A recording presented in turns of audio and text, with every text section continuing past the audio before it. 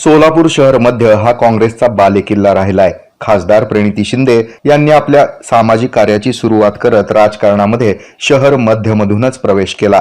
सलग 3 वेळा या मतदारसंघानं प्रणिती शिंदे यांना कौल दिला।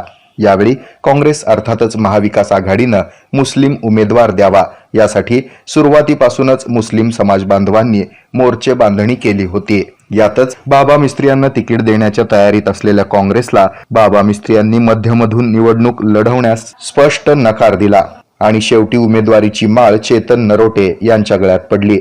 एमआयएम कडून फारुख शाब्दी यांनी जोरदार प्रचार केला।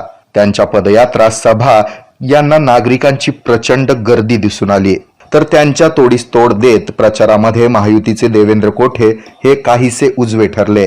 माधवी लता, पॉवर स्टार तसंच आंध्रचे उपमुख्यमंत्री पवन कल्याण, दस्तूरखुद्द पंतप्रधान नरेंद्र मोदी यांच्या सभेनं देवेंद्र कोठे यांचं बळ वाढवलं।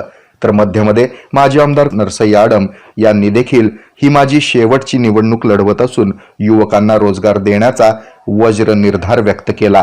त्यामुळे आता मुस्लिम समाज, मोची समाज आदी समाजाचं प्राबल्य असलेल्या शहर मध्यमध्ये जनता कुणाला कौल देणार याच्या अनेक चर्चा रंगताना दिसतायत।